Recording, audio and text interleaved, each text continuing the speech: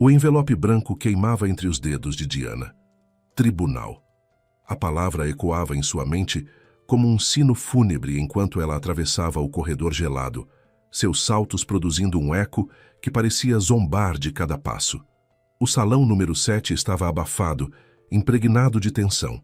Homens de terno caro a observavam como abutres, e então a juíza ergueu os olhos dos papéis, ajustou os óculos e pronunciou um nome que fez o sangue de Diana congelar nas veias. Suas pernas fraquejaram. Seu coração disparou. A sogra. Aquela mulher acamada, silenciosa, que ela alimentava com colher todos os dias. O que ela tinha a ver com aquilo tudo? Diana abriu a boca para responder, mas as palavras simplesmente não vieram. Antes de mergulharmos nesta história que promete mexer com suas emoções, quero fazer um pedido rápido. Verifique agora se você já está inscrito no canal. Se não estiver, aproveite para clicar no botão de inscrição e ativar o sininho para não perder nenhuma história. E me conte nos comentários, de qual cidade e país você está ouvindo? Adoro saber de onde vêm as pessoas que acompanham essas narrativas. Sua participação significa muito para mim e me motiva a continuar trazendo histórias como esta. Agora, acomode-se bem, porque o que você vai ouvir é uma jornada de traição, superação e a descoberta de que, às vezes, a vida nos surpreende nos momentos mais inesperados. O assinante está temporariamente indisponível. Diana pressionou o botão de chamada pela terceira vez, encostando o smartphone contra o ouvido enquanto caminhava pela cozinha.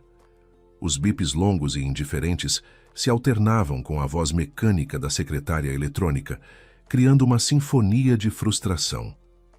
"Marcos, por favor, atenda", ela murmurou para o vazio, encerrando mais uma ligação sem sucesso. Seu marido estava em mais uma viagem de negócios, urgente como todas as outras ultimamente. Ele havia partido ao amanhecer, deixando para trás apenas o rastro de seu perfume no travesseiro e uma xícara de café suja na pia.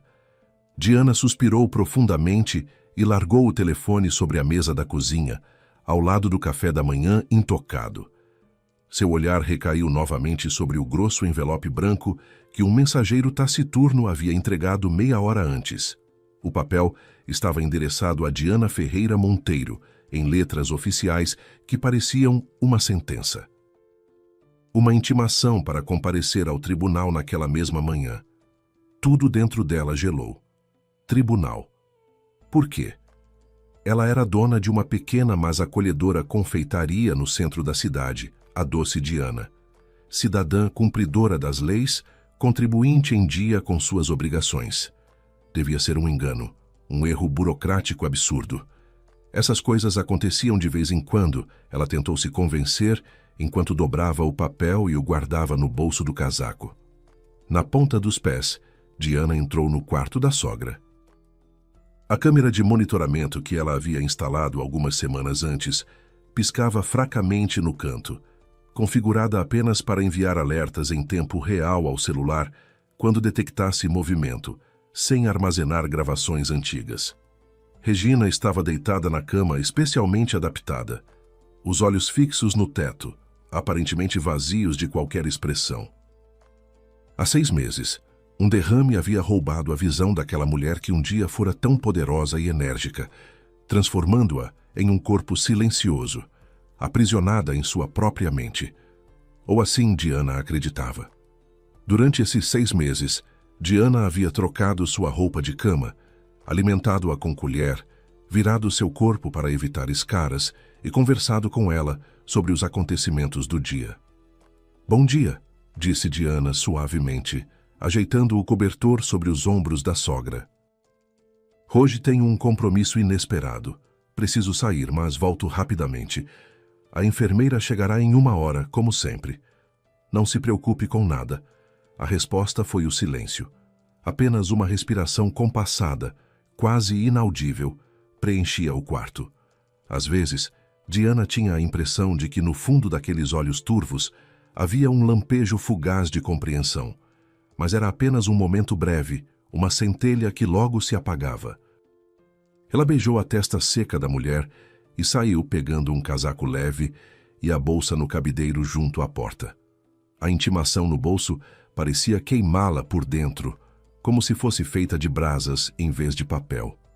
O trajeto até o tribunal foi um borrão de ruas cinzentas e pensamentos confusos. O que poderia ter acontecido? Algum problema com a documentação da confeitaria? Uma multa esquecida? Seu coração batia descompassado enquanto ela atravessava as portas de vidro do edifício imponente. O prédio do tribunal era impressionante em sua monumentalidade, emanando uma atmosfera de algo inevitável e irrevogável. O segurança carrancudo na entrada examinou a intimação e apontou para o corredor. Sala número 7, segundo andar, à esquerda. O eco de seus passos pelo piso de mármore pulsava em suas têmporas como uma dor de cabeça latejante, cada passo aumentando sua ansiedade. A sala era pequena e abafada, com janelas que pareciam não ter sido abertas em décadas. Na mesa diante do banco da juíza, estavam sentados 2 homens de ternos caros e semblantes cansados, com pastas repletas de documentos à frente. Um terceiro homem estava sentado um pouco mais ao lado, e foi para ele que Diana imediatamente olhou. Alto, com um maxilar forte e olhos da cor de um céu de tempestade. O homem não a encarou diretamente. Sua atenção estava voltada para o telefone, mas uma aura gélida e predatória de confiança emanava dele. Em sua aparência impecável, na maneira como se portava, havia um desprezo evidente por todos ao redor. Diana sentiu um arrepio desagradável percorrer sua espinha, como se algo muito ruim estivesse prestes a acontecer. Diana Ferreira Monteiro, a juíza esclareceu com voz bem treinada, erguendo os olhos dos documentos para fitá-la. Sim, sou eu, Diana respondeu, e sua própria voz lhe pareceu surpreendentemente firme, apesar do tremor interno. Mas não compreendo qual é o problema. Deve haver algum engano. Um dos advogados, o mais jovem, sorriu com ar de superioridade, os lábios finos se curvando de forma quase cruel. Não há engano algum, meritíssima. A senhora Monteiro atuou como fiadora em um contrato de empréstimo de valor considerável.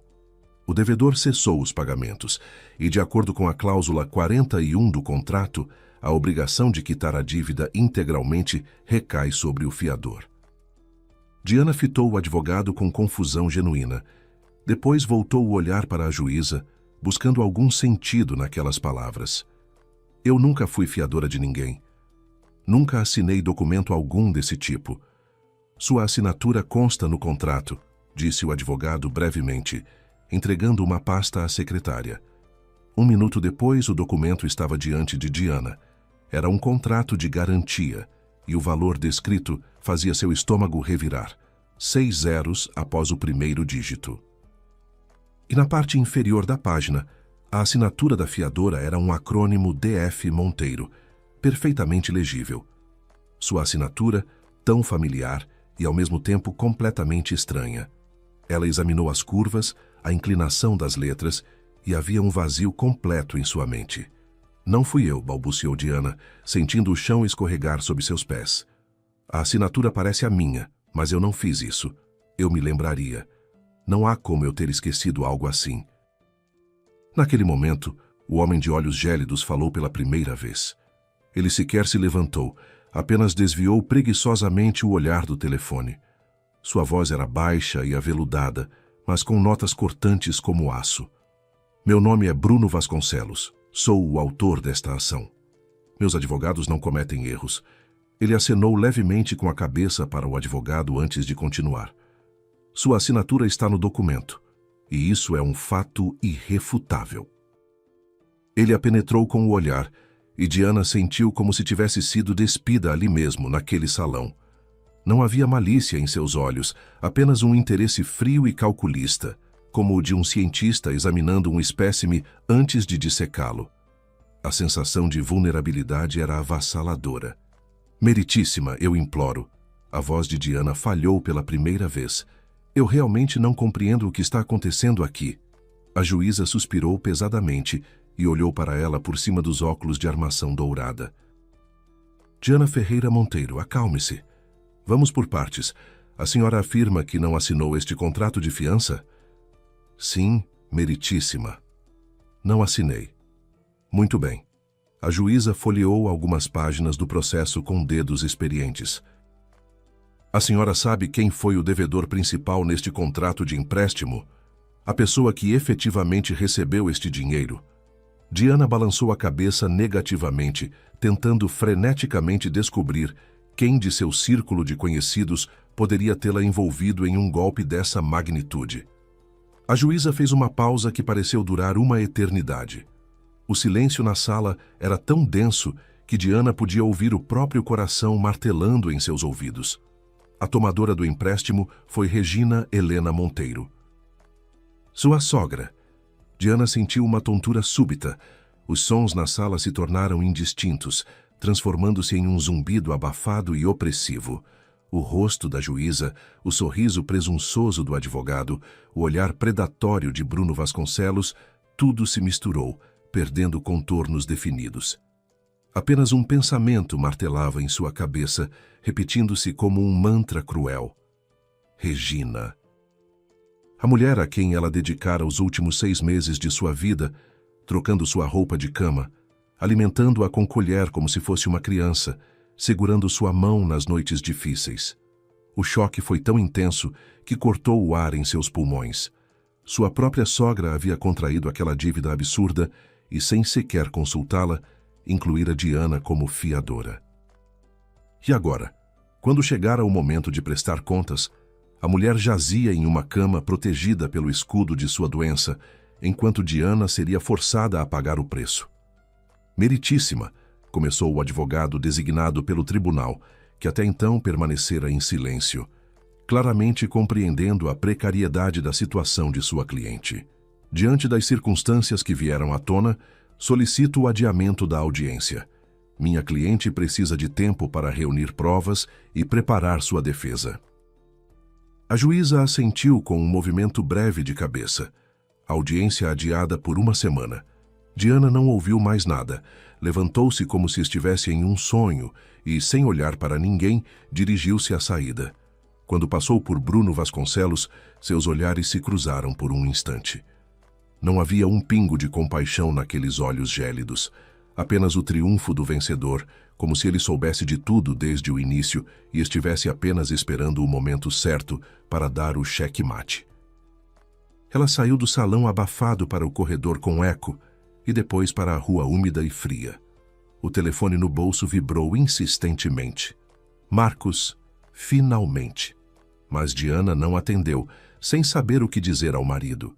Que sua mãe, aquela mulher a quem ela dedicara tanto cuidado, havia plantado uma bomba sob a família deles e o credor acabara de acionar o mecanismo do relógio?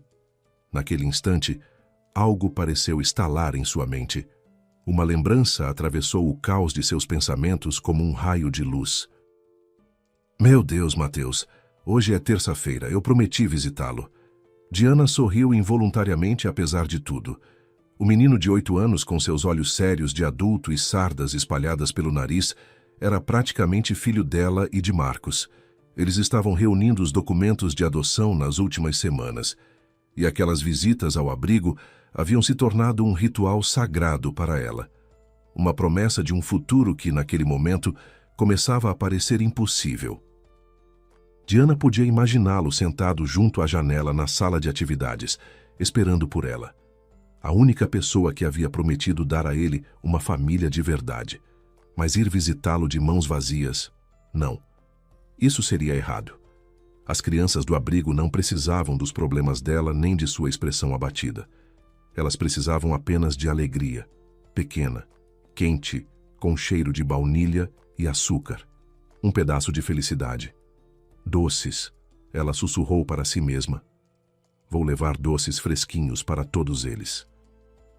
Diana se virou e caminhou em direção à sua confeitaria. Mas logo na entrada do estacionamento, outro lembrete humilhante de sua própria fraqueza a aguardava. As chaves de seu carro prata jaziam na bolsa como um peso morto. Ela as fitou, e suas palmas instantaneamente ficaram úmidas. Calma, vai ficar tudo bem, ela tentou se convencer. Depois daquele acidente há 3 anos, Quando por milagre ela saíra ilesa de uma colisão terrível, Diana não conseguira mais se obrigar a sentar ao volante. A simples ideia de pisar no acelerador desencadeava um ataque de pânico, sensação de sufocamento, imagens de metal retorcido surgindo diante de seus olhos. Marcos tentara ajudá-la inúmeras vezes. Depois, resignara-se e passara a levá-la pessoalmente aonde precisasse. Mas quando ele estava ocupado, Diana dependia de aplicativos de transporte e a cada corrida sentia vergonha de sua própria impotência. Com os dedos trêmulos, ela pegou o celular e solicitou um carro, mencionando nos comentários que precisaria de ajuda para carregar algumas caixas. 10 minutos depois, um veículo azul escuro parou junto ao meio-fio em frente à confeitaria. Suas funcionárias, percebendo a tensão da patroa, trabalhavam em silêncio e com eficiência, preenchendo o ambiente com o aroma divino de massa folhada, canela e chocolate derretido. O motorista desceu do carro. Era um homem alto, com um rosto cansado mas agradável, e cabelos escuros despenteados pelo vento. Diana percebeu imediatamente como, ao dar um passo, ele fez uma careta quase imperceptível. Mancando da perna direita, ele caminhou em direção ao porta-malas, claramente com a intenção de ajudar, mas cada movimento se refletia em seu rosto como uma sombra visível de dor. "Olá, eu pedi o carro", disse Diana, tentando manter a voz calma, apesar do turbilhão interno. "Boa tarde." "Meu nome é Arthur." Ele assentiu com um aceno cordial. "Mostre-me o que precisa ser carregado." "Não, de jeito nenhum", Diana o interrompeu rapidamente. "Por favor, não faça esforço. Meus funcionários darão conta de tudo." Arthur ergueu as sobrancelhas, visivelmente surpreso. Os passageiros raramente demonstravam esse tipo de consideração. "Eu consigo", ele disse com um toque de teimosia na voz, como se precisasse provar algo a si mesmo. "Não duvido disso", respondeu Diana suavemente, mas com firmeza. "Simplesmente não quero que você se machuque. Por favor, descanse um pouco."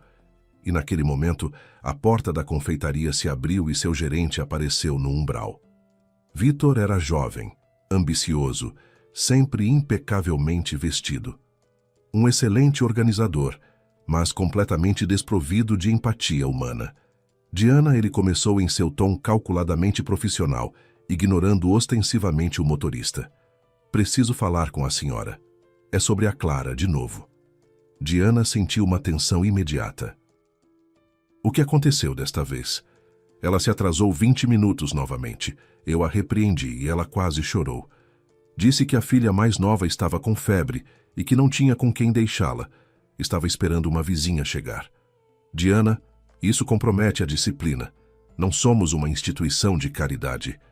Acho que deveríamos aplicar uma multa como exemplo para os outros." Diana olhou para o gerente com hostilidade mal disfarçada. Ela notou como o motorista se virou diplomaticamente, fingindo observar a fachada do prédio vizinho, mas era óbvio que estava ouvindo tudo. "Clara tem 4 filhos, Vitor. 4. O marido dela faleceu há 1 ano em serviço.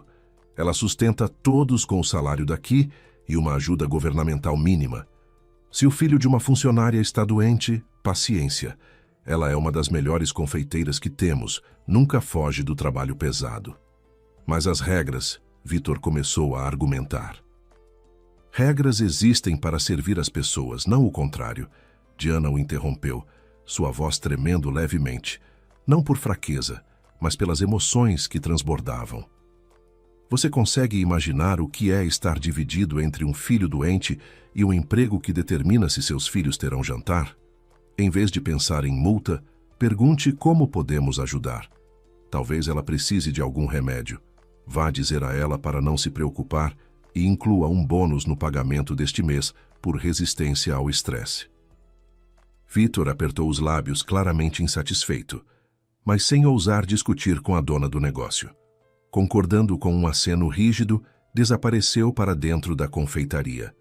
Diana fechou os olhos por um segundo, sentindo as têmporas latejarem. Toda sua vida havia sido uma tentativa de manter equilíbrio entre os negócios e a compaixão, entre o dever e seus próprios valores. E naquele dia, esse equilíbrio parecia mais frágil do que nunca. 2 funcionários da confeitaria saíram carregando pilhas de caixas elegantes e grandes sacolas térmicas. Carregaram tudo com rapidez e cuidado no porta-malas espaçoso e no banco traseiro do carro. Pronto, Diana. 15 caixas de doces variados e 2 sacolas de pães de mel fresquinhos. Tudo embalado com carinho. Obrigada, pessoal. Vocês são incríveis. Diana forçou um sorriso que não alcançou seus olhos. Então ela contornou o carro e sentou-se no banco do passageiro da frente. Arthur ligou o motor em silêncio e partiram. Viajaram calados por algum tempo, o silêncio quebrado apenas pelo farfalhar dos pneus no asfalto úmido e pela música suave que saía dos alto-falantes. Diana observava os prédios cinzentos que deslizavam pela janela, e parecia-lhe que estava dentro de uma esfera de vidro, separada do resto do mundo por uma parede invisível. Desculpe, ela disse de repente, quebrando o silêncio pesado. Arthur lançou-lhe um olhar rápido pelo retrovisor. Não precisa se desculpar. A senhora fez a coisa certa. Nem todo chefe defende seus funcionários assim. No ponto de táxi onde eu trabalhava antes, cada um tinha que se virar sozinho. Clara é realmente uma boa pessoa, só está passando por um momento muito difícil, Diana respondeu em voz baixa. E há momentos na vida em que um pouco de humanidade vale mais do que qualquer regra. Exatamente, concordou o motorista com uma risada curta. E havia tanta amargura e ironia naquela risada breve que Diana não pôde evitar observá-lo com mais atenção. Havia uma ruga profunda entre suas sobrancelhas e suas mãos no volante estavam tensas, os nós dos dedos levemente esbranquiçados. Desculpe, talvez seja uma pergunta indiscreta, Diana arriscou. Você se machucou? Ele não demonstrou surpresa. A claudicação era evidente demais para passar despercebida. Sim, uma lembrança, ele respondeu com uma risada sem humor. Acidente de trânsito há 1 ano. Reconstruíram o osso, colocaram um pino de metal. Os médicos disseram que seria necessária outra cirurgia para removê-lo, mas por enquanto é isso. Dirijo para juntar dinheiro para a operação. Dói quando caminho muito, mas dá para aguentar. Um olhar de cansaço profundo passou pelos olhos do motorista, mas logo foi substituído por uma determinação quieta. As pessoas se acostumam com tudo, eventualmente. As palavras dele deixaram Diana desconfortável. Ali estava ela, reclamando mentalmente de sua fobia que a impedia de dirigir. E aquele homem sentava ao volante todos os dias, superando dores físicas reais para juntar dinheiro para uma cirurgia que talvez finalmente aliviasse seu sofrimento. Vamos para um abrigo de crianças? Perguntou Arthur, mudando de assunto com naturalidade. Tantos doces assim, deve ser aniversário de alguém. Diana aceitou a pergunta com alívio. Era muito mais fácil falar sobre Mateus do que pensar em tribunais e dívidas. Não é apenas uma visita. Eu vou ver um menino de lá. Ele tem 8 anos, e nós... Ela hesitou, buscando as palavras certas diante dos acontecimentos recentes. Meu marido e eu queríamos adotá-lo. A palavra queríamos soou como se ela já tivesse desistido. Seu coração apertou dolorosamente. Uma coisa muito bonita, observou Arthur respeitosamente, sem perguntas desnecessárias, sem curiosidade invasiva. Apenas uma constatação simples e sincera. Crianças são as flores da vida, especialmente para aquelas que não têm ninguém. Sim, sussurrou Diana. Mateus é uma criança maravilhosa, tão sério, tão inteligente. Ele lê livros sobre dinossauros e sonha em ser paleontólogo. Já sabe tudo sobre eles. Período Jurássico, Cretáceo, extinção em massa. Quando fala sobre isso, seus olhos brilham como estrelas. Diana nem percebeu como começou a sorrir. Pela primeira vez naquele dia interminável de pesadelo, ao falar sobre o menino para um estranho, ela parecia estar se convencendo de que nem tudo estava perdido, de que existia algo real pelo qual valia a pena lutar. Você sempre teve uma confeitaria? Perguntou Arthur, manobrando habilmente entre os carros no trânsito. Não. Sou formada em letras, Diana riu. Dei aula na universidade por anos. E então percebi que queria fazer algo concreto, algo que as pessoas pudessem tocar, provar e compartilhar. Meu marido riu no começo. Disse que não era coisa séria. Mas eu fiz um pequeno empréstimo, encontrei o ponto sozinha, desenvolvi as receitas. A confeitaria se tornou meu segundo filho. A última palavra escapou novamente, carregada de significado. Ela se repreendeu mentalmente. Era impossível desmoronar na frente de um desconhecido. Por quê? Arthur olhou para ela novamente, e em seu olhar não havia curiosidade ociosa, mas participação genuína. Ele havia ouvido a conversa dela com o gerente, percebera a preocupação em seu rosto. O motorista já havia formado alguma opinião sobre ela, e aparentemente não combinava com o desespero evidente em sua voz. Diana permaneceu em silêncio por um momento. Deveria contar a ele? Para quê? Para que ele sentisse pena? Embora algo na presença calma de Arthur inspirasse confiança.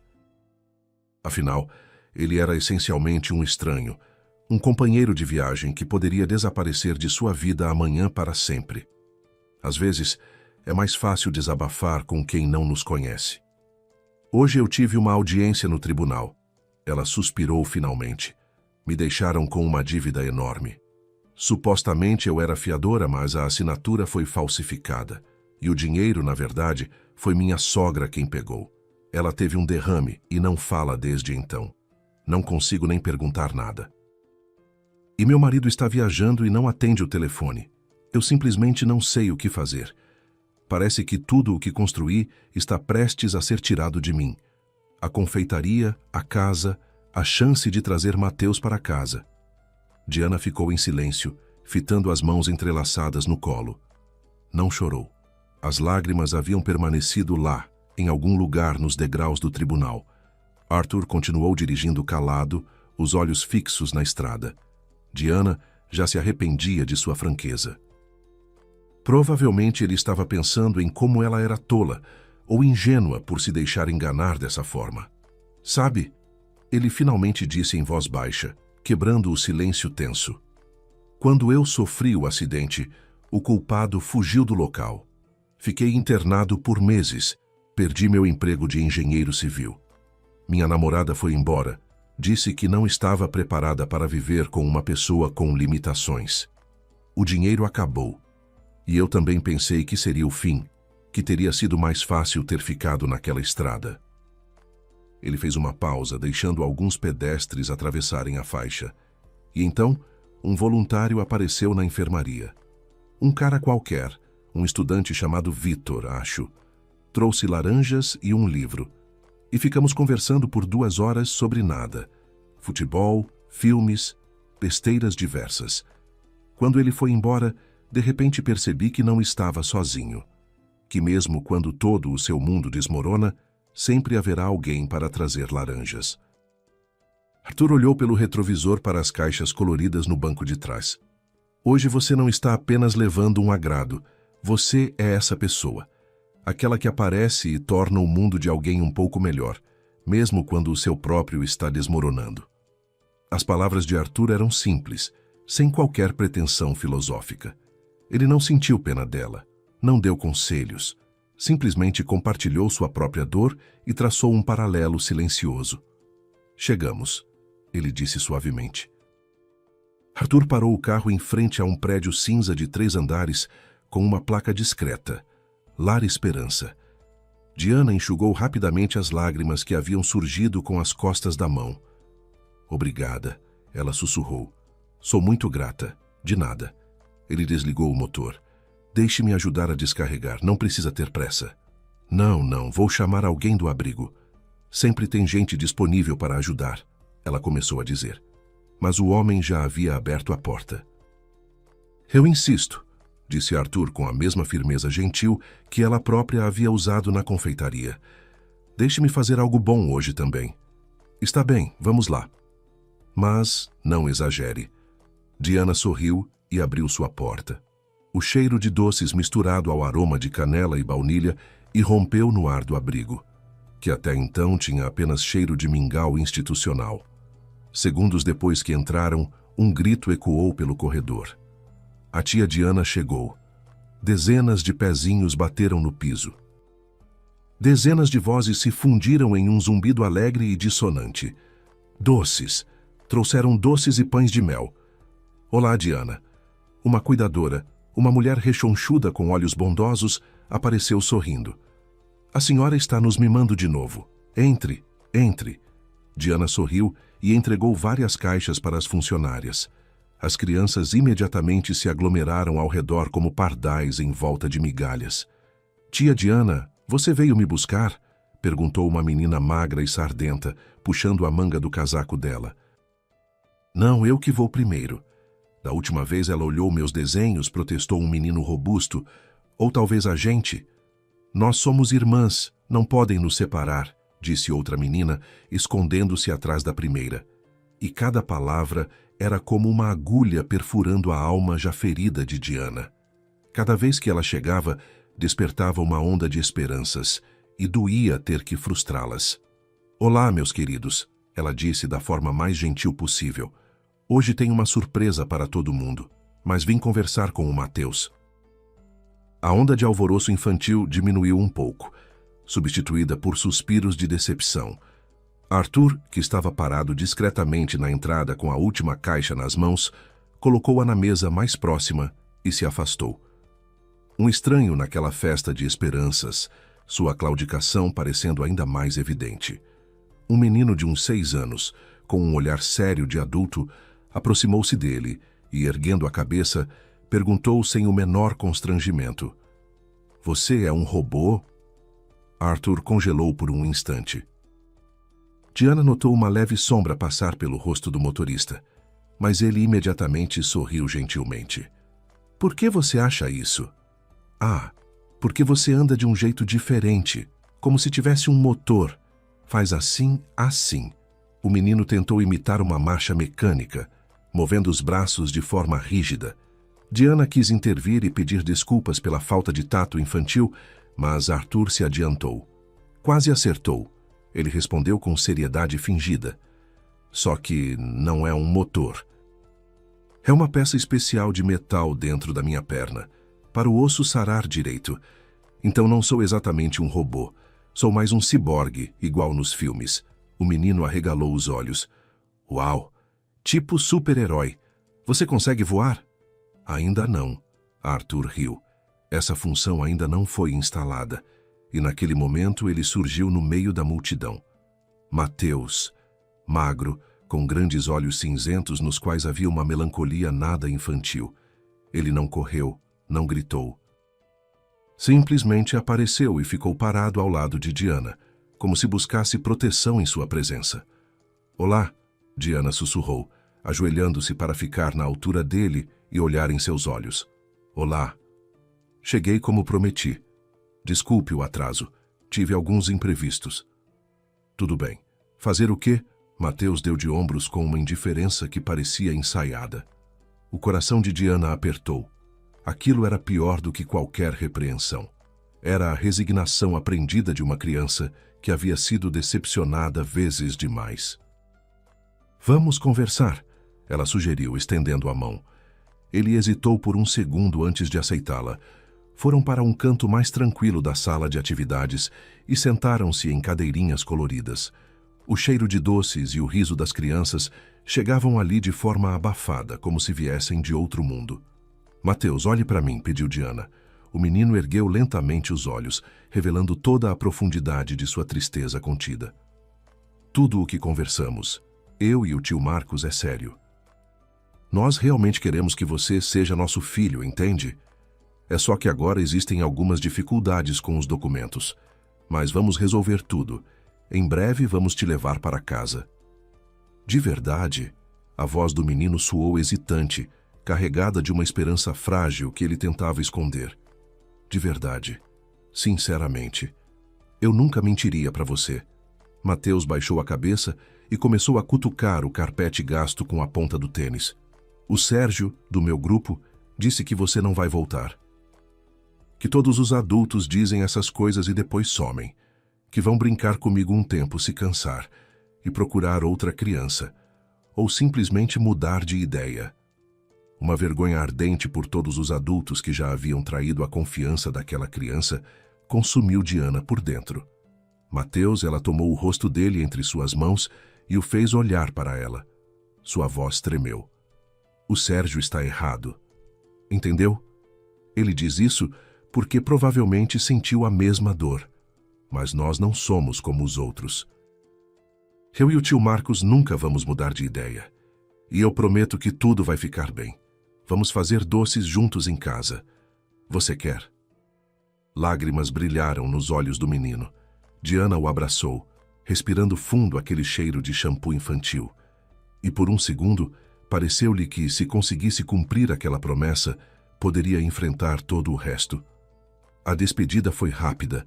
Ela prometeu ligar no dia seguinte, beijou o topo de sua cabeça e, sem olhar para trás, caminhou em direção à saída.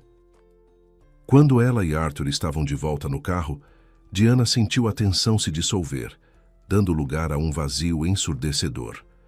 Recostando-se no banco, ela fechou os olhos. Foi nesse momento que seu telefone, que jazia no console, emitiu um alerta breve, exibindo uma notificação na tela. Câmera de monitoramento, movimento detectado no quarto de Regina. Diana franziu a testa. Estranho. O sensor estava configurado para sensibilidade mínima, para não reagir ao balanço do cobertor causado por uma corrente de ar. Só ativava se alguém entrasse no quarto, mas não havia ninguém em casa. O sistema enviava apenas alertas em tempo real, sem armazenar histórico, razão pela qual Diana nunca havia flagrado nada antes. Ela simplesmente não estava olhando nos momentos certos. Até agora. Algum problema? Arthur percebeu sua confusão. Não sei. Uma notificação da câmera do quarto da minha sogra.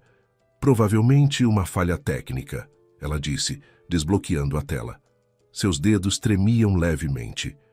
Ao tocar no ícone da transmissão ao vivo, Diana estava preparada para ver o quarto vazio, talvez uma mosca voando. Mas o que ela viu fez sua garganta se fechar.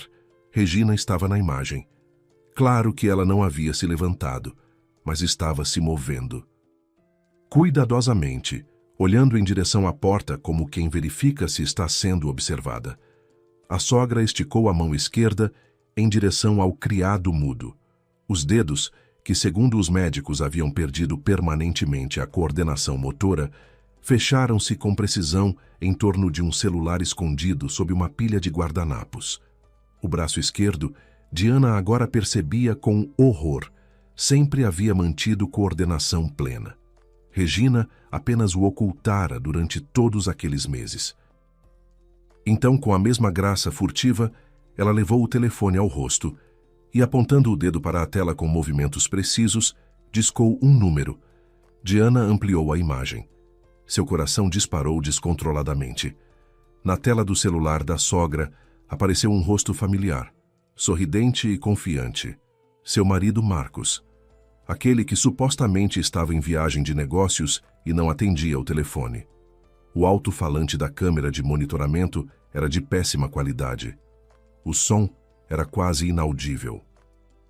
Diana só conseguiu ver os lábios da sogra se movendo enquanto ela falava algo rapidamente com insistência. E Marcos, do outro lado da linha, assentindo. Não foi apenas uma simulação, foi uma conspiração. Ardilosa, cruel, arquitetada bem debaixo do nariz dela. Meu Deus, ela balbuciou, os lábios ressecados. O telefone escapou de seus dedos enfraquecidos e caiu no tapete do carro. Arthur lançou-lhe um olhar rápido e preocupado. Ele não podia ver a tela, mas viu seu rosto pálido como papel, os olhos arregalados de horror. Diana, o que aconteceu? Você está passando mal? Quer que eu pare? Ela apenas balançou a cabeça, incapaz de pronunciar uma palavra. Faltava ar. A traição era tão vil e abrangente que parecia preencher todo o espaço no carro, deslocando o oxigênio junto consigo. Ela, suas noites em claro, sua dedicação, sua compaixão. Tudo não passava de mentira. Arthur encostou o carro e ligou o pisca-alerta. Diana, olhe para mim. Respire. Inspire e expire devagar. Sua voz era surpreendentemente calma, como a de um médico em uma emergência. O que você viu? Ela pegou o telefone com dificuldade e reiniciou a transmissão, que ainda estava ao vivo. Suas mãos tremiam violentamente. Parece que minha sogra não está doente. Quer dizer, não está tão doente quanto quer parecer. O braço esquerdo dela funciona perfeitamente. Ela só escondeu isso o tempo todo. E meu marido está junto com ela nisso. Diana mostrou a tela para ele. Não consigo ouvir o que estão dizendo. O som está ligado, mas é muito abafado. Arthur fez uma pausa por um segundo, como se estivesse tomando uma decisão, e então disse: Deixe-me tentar entender alguma coisa pela leitura labial. Diana arregalou os olhos. Você consegue fazer isso? Aprendi quando era criança. O motorista explicou sem tirar os olhos da tela. Tive uma infecção muito forte que causou complicações nos ouvidos. Fiquei quase 6 meses sem ouvir direito. Minha mãe contratou um especialista que me ensinou. A audição voltou depois, mas a habilidade ficou. Não é perfeito, mas às vezes ajuda. Foi tão inesperado que Diana esqueceu por um momento sua dor. Ainda assim, assentiu timidamente e estendeu o telefone. Por favor, tente. Arthur pegou o aparelho e ampliou a imagem, concentrando-se no rosto de Regina. Ele observou a tela com atenção intensa, as sobrancelhas franzidas. A conversa na transmissão continuou por mais alguns segundos antes que Regina desligasse e escondesse o telefone novamente. É difícil ter certeza absoluta, Arthur disse finalmente, escolhendo as palavras com cuidado. Mas consegui captar algumas coisas. Sua sogra disse algo como ela não sabe, e conforme o plano. E no final algo sobre não precisar se preocupar com alguém. Pelo contexto, acho que estava falando de você. Diana sentiu o mundo girar. Tudo se encaixou como peças de um quebra-cabeça macabro. A assinatura falsificada, a dívida estranha, o marido eternamente ausente, a encenação perfeita do derrame, o braço que sempre funcionou. Tudo isso não havia sido uma sequência de tragédias. Foi um plano premeditado e frio, no qual ela havia sido colocada como vítima. Diana ficou sentada, olhando para um ponto fixo, e não sentiu nada além de um vazio ensurdecedor. Arthur ligou o carro em silêncio e partiu. Sua presença silenciosa era a única coisa que impedia Diana de desabar em prantos. Finalmente o táxi parou em frente à casa dela. Chegamos, ele disse suavemente. Ela queria agradecer, mas as palavras ficaram presas na garganta. Diana, começou Arthur com cautela. Eu não tenho o direito de dar conselhos, mas vi sua expressão quando você conversava com aquele menino, e vejo sua expressão agora. Não entre lá nesse estado. Sua família pode estar esperando exatamente isso. Histeria, lágrimas. E depois podem usar isso contra você. Podem tentar fazer parecer que você é emocionalmente instável. O motorista fez uma pausa, escolhendo as palavras. Finja que não sabe de nada. Afinal, você tem uma semana antes da próxima audiência. Pode reunir provas. Talvez valha a pena esclarecer as coisas antes de confrontá-los. Com essas palavras, ele devolveu o telefone. Seus dedos se tocaram por um instante, e o toque de Arthur era morno e reconfortante.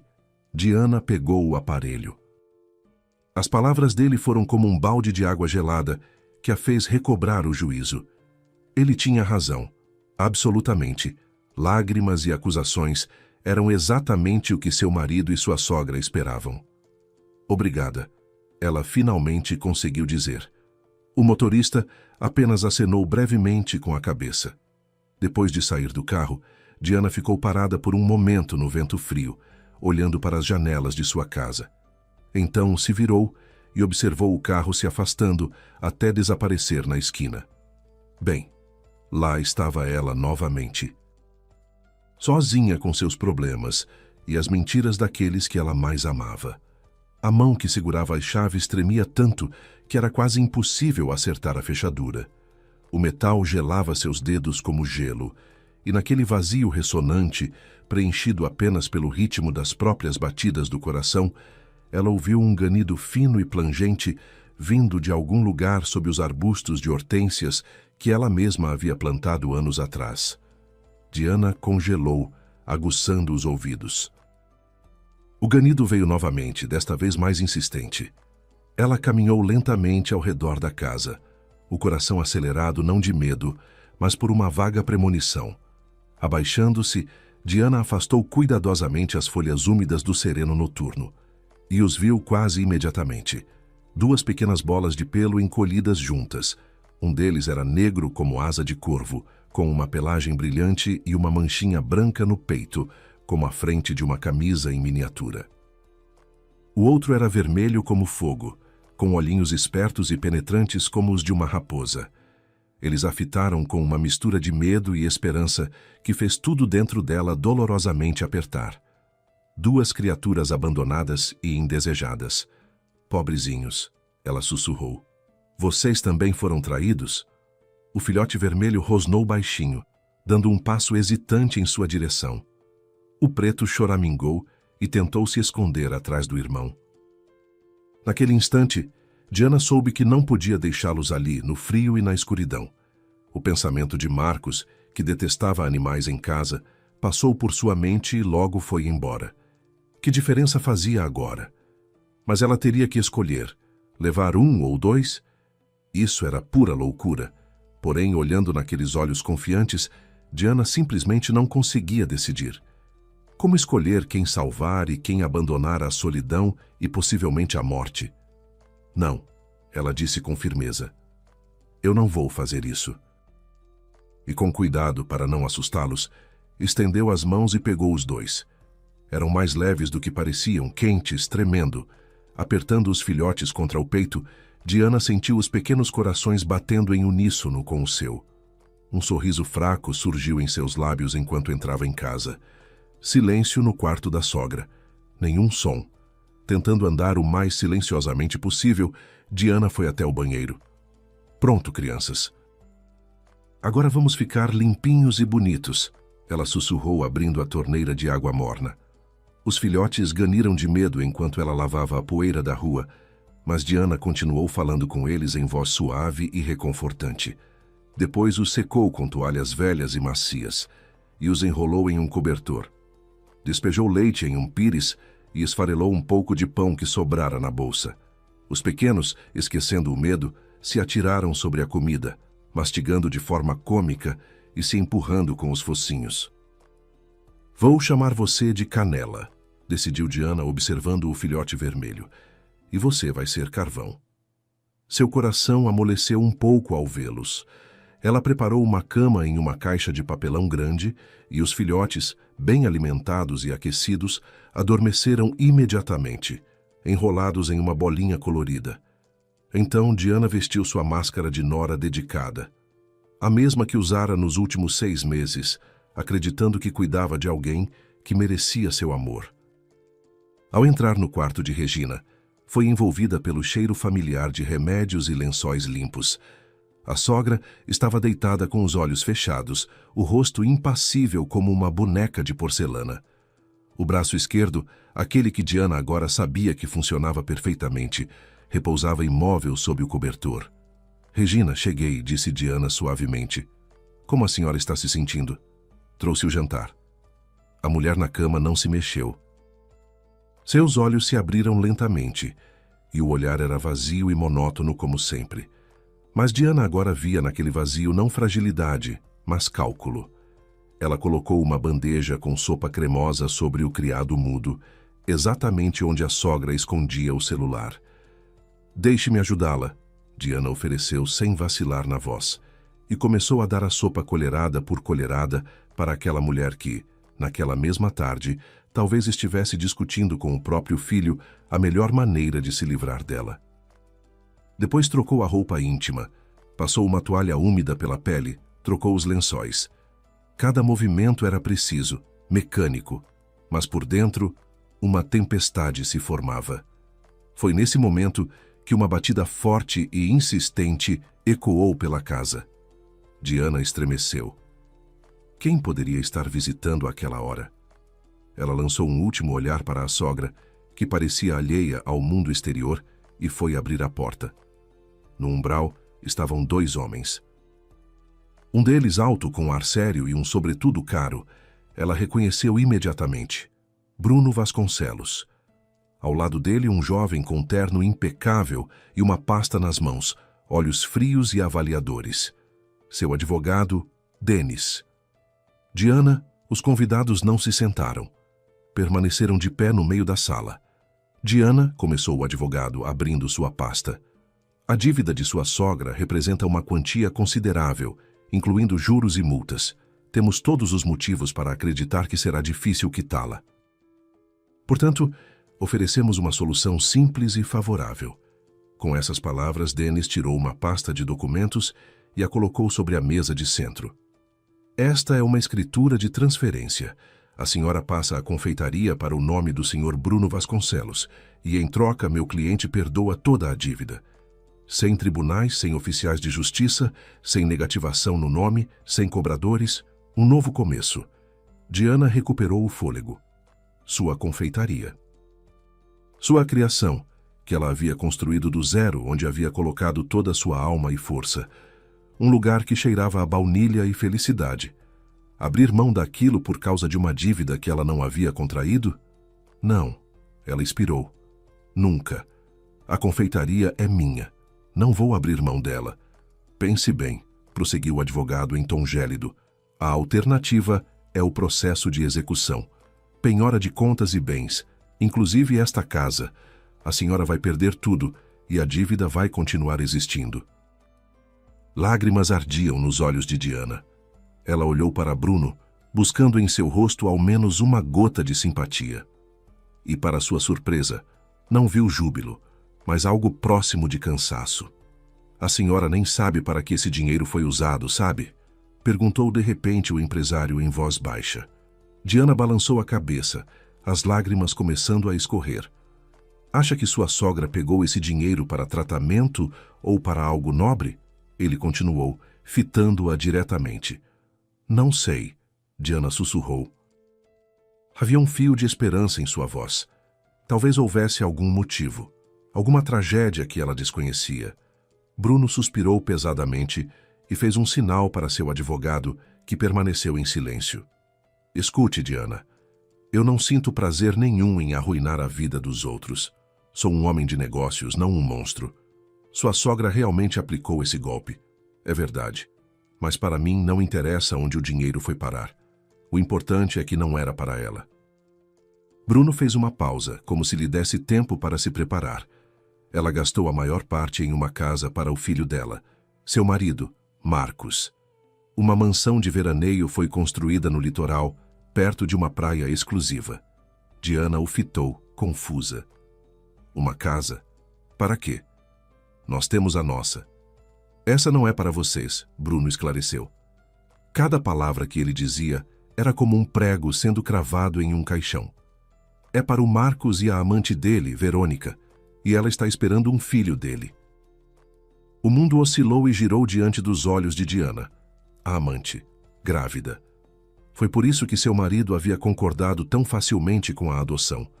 Era uma fachada, uma cortina de fumaça para que ela não suspeitasse de nada. Mas não é só isso.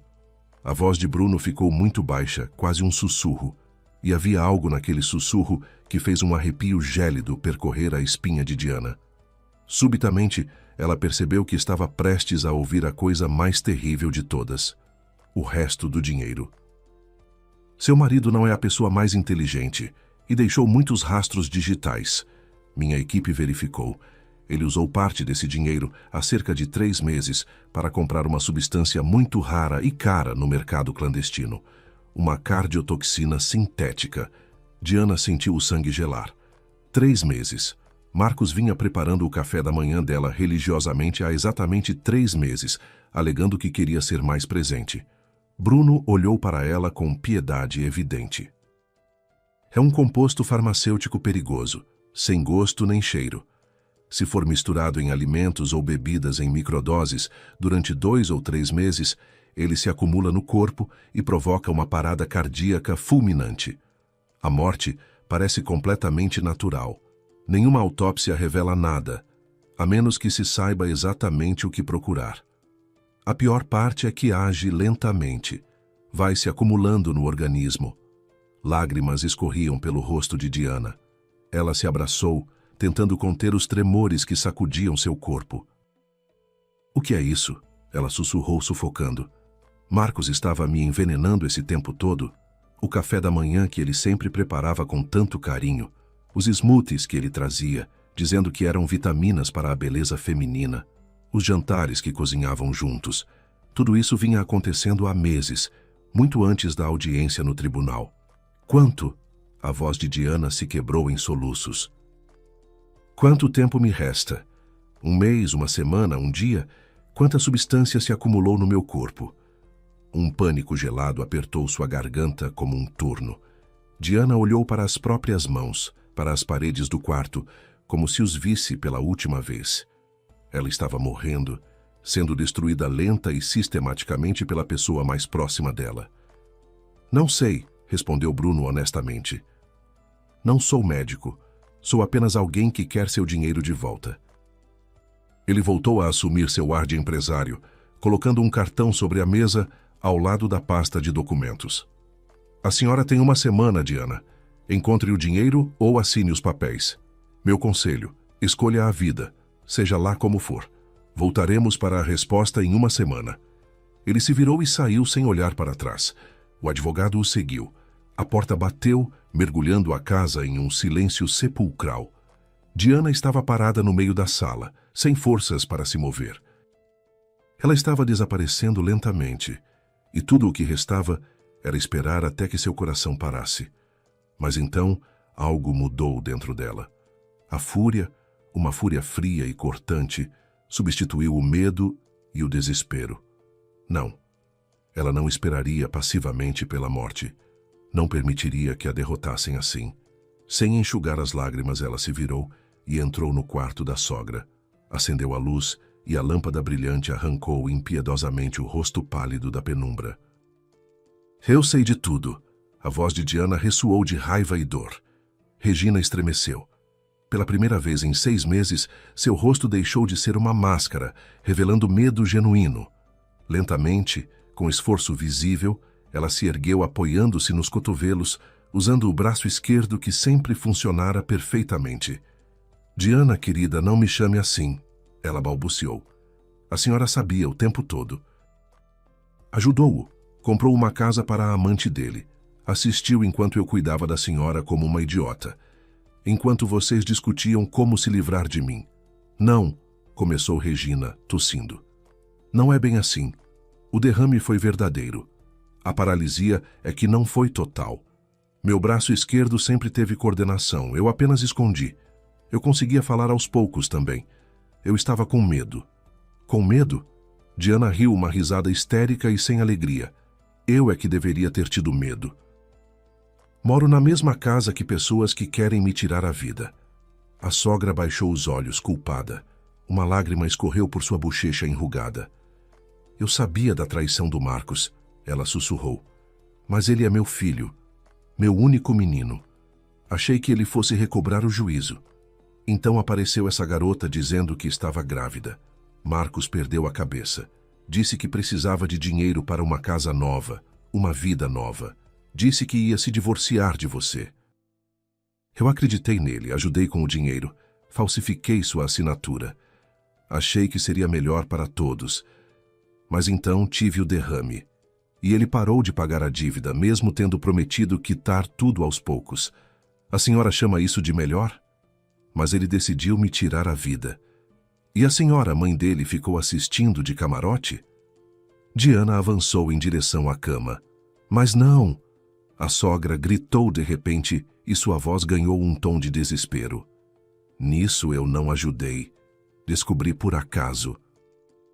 Houve uma ligação, uma conversa sobre a substância, sobre a parada cardíaca. Ela desabou em prantos, cobrindo o rosto com a mão trêmula. "Eu criei um monstro, mas não podia deixar que ele fizesse isso com você. Você foi como uma filha para mim todos esses anos. Gentil, dedicada. Acredite, me arrependi 100 vezes de ter falsificado sua assinatura, mas agora é tarde demais. E o que a senhora fez? Perguntou Diana com ironia gélida, sem acreditar em uma única palavra. Rezou pelo descanso da minha alma. A sogra ergueu os olhos marejados, e havia tanto tormento neles que Diana parou por um instante. Eu encontrei a substância. Meu filho a escondia na caixa de abotoaduras dele, um frasquinho pequeno. Esperei até ele sair em viagem e derramei todo o conteúdo na pia. E no lugar, ela não conseguiu continuar. No lugar do quê? O que a senhora colocou? Diana exigiu, agarrando-se àquelas palavras como uma náufraga. No lugar, eu coloquei açúcar, sussurrou Regina. Fino, como pó. Meu filho nem notaria a diferença. Diana congelou. O silêncio se estendeu por segundos que pareceram uma eternidade. Então, durante todo esse tempo, Marcos, sem saber, estava lhe dando açúcar comum? Ela ia sobreviver. Não havia substância em seu corpo. E a mulher que havia ajudado a destruir seu casamento também havia salvado sua vida. Uma semana depois, a audiência se transformou em formalidade. Diana, agindo por conselho de um advogado competente que ela havia contratado às pressas, chegou a um acordo. Bruno Vasconcelos provou ser um homem de palavra. A casa do litoral foi transferida para minha propriedade como pagamento da dívida, ele afirmou quando saíram do tribunal. Como combinamos, não vou despejar sua sogra. Vou contratar uma enfermeira profissional para que ela receba os cuidados de que precisa. Obrigada, disse Diana sinceramente. Apesar de tudo, ela simplesmente não conseguia jogar na rua uma mulher que, mesmo de forma tortuosa, havia salvado sua vida. Marcos também estava no tribunal, certo de que perderia tudo. Sua intuição estava correta. A juíza atribuiu todos os bens a Diana, já que ela era a verdadeira força financeira da família. Vê-la viva e bem, com as bochechas levemente coradas e um brilho determinado nos olhos, o deixou paralisado. Como isso é possível? Ele sussurrou quando ficaram a sós no corredor. Açúcar não tira a vida de ninguém, Marcos. Diana respondeu calmamente, olhando-o diretamente nos olhos. Só adoça. Uma pena que você nunca tenha entendido isso. Adeus. Ela se virou e saiu sem olhar para trás. Arthur estava esperando por ela do lado de fora. Acabou? Ele perguntou. Pelo contrário, ela respondeu com um sorriso. Tudo está apenas começando. Algumas semanas depois, ela viu no noticiário local uma reportagem sobre um incêndio no litoral. A mansão recém-construída havia sido atingida por um raio durante uma tempestade elétrica. O laudo do Corpo de Bombeiros confirmou a causa como descarga atmosférica, descartando qualquer suspeita de incêndio criminoso. A amante de Marcos, ao ver seu sonho de luxo virar cinzas, o abandonou por um homem mais rico. E como se descobriu posteriormente, nunca houvera gravidez alguma. A operação de Arthur foi um sucesso, e 2 meses depois, quando sua reabilitação estava quase completa, ele entrou na confeitaria sem nenhum sinal de claudicação. Caminhou até o balcão onde Diana estava organizando os pedidos e a fitou com um olhar longo e sério. Olá, ele disse tão baixo que apenas ela pôde ouvir. Quero te perguntar uma coisa. Sim? Seu coração começou a bater mais rápido. Mateus.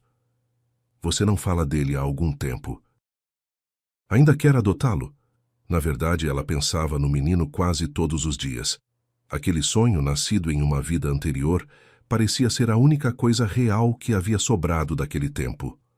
Muito, ela suspirou. Mais do que qualquer coisa. Eu também quero, disse Arthur. Gostaria de ir lá com você, se você permitir.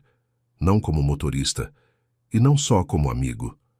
Diana olhou em seus olhos sinceros e viu ali seu futuro. Não aquele que havia planejado, mas aquele que estava destinado a ela. Eu não apenas permito, ela disse suavemente. Eu quero muito isso também. O processo de adoção foi longo e difícil, mas eles o enfrentaram juntos. Cada documento, cada entrevista, cada visita ao abrigo os unia ainda mais. Viram como Mateus, inicialmente cauteloso e calado, foi se abrindo aos poucos. Primeiro ouvia com prazer as histórias de Arthur sobre motores e construções, Depois aceitou, meio sem jeito, os doces que Diana preparava especialmente para ele. E no dia em que finalmente receberam os documentos oficiais, os três saíram do prédio da tutela de mãos dadas. Mateus segurava firmemente as mãos de ambos. Agora eu posso chamar vocês de mãe e pai? Claro que pode, se é isso que você quer, Diana respondeu, sentindo lágrimas brotarem em seus olhos. Claro que quero, ele disse. E agora vamos para casa? Para a canela e o carvão? Claro, filho. Arthur o ergueu nos braços e o girou no ar. Vamos para casa. A casa dele se tornou aquele apartamento sobre a confeitaria, que agora já não parecia pequeno. Estava cheio de risos, latidos de 2 cães crescidos e o cheiro de felicidade. À noite, todos se aconchegavam no grande sofá. Mateus lia um livro com a cabeça no colo de Diana. Canela e Carvão dormiam aos pés de Arthur. Aquilo. Ternura infinita, segurança do futuro e o aroma de doces recém-assados se tornaram para sempre o cheiro de lar. E assim termina a história de Diana, uma mulher que descobriu que as pessoas mais próximas tramavam sua destruição, mas encontrou forças para reconstruir sua vida a partir dos escombros. Ela provou que a traição, por mais devastadora que seja, não precisa ser o fim. Pode ser o começo de algo novo, mais autêntico e verdadeiro. Diana perdeu um marido que nunca a mereceu, mas ganhou um companheiro que a valoriza de verdade. Perdeu a ilusão de uma família perfeita, mas construiu uma real com Mateus, Canela e Carvão. Sua confeitaria prosperou como nunca, porque ela aprendeu que o segredo não está apenas nas receitas, mas no amor que colocamos em cada gesto. Às vezes, a vida precisa desmoronar completamente para que possamos reconstruí-la da forma que realmente queremos. E as maiores traições podem nos levar às maiores descobertas sobre nós mesmos e sobre o que realmente importa. A história de Diana nos lembra que, mesmo nos momentos mais sombrios, sempre há alguém disposto a nos trazer laranjas. Ou, no caso dela, a nos ajudar a carregar caixas de doces para crianças que esperam por amor. Se você gostou desta história, a próxima que já está aparecendo na tela também vai prender sua atenção. Deixe seu gostei, compartilhe com quem você acha que vai se emocionar e conte nos comentários o que mais te tocou nessa narrativa. Qual foi o momento que mexeu mais com você? A descoberta no tribunal, a gravação da câmera ou o final com Mateus? Sua participação é muito importante para que eu continue trazendo histórias como esta. Não se esqueça de se inscrever no canal e ativar o sininho para não perder nenhuma atualização. Um abraço e até a próxima, com novas histórias cheias de emoção e reviravoltas.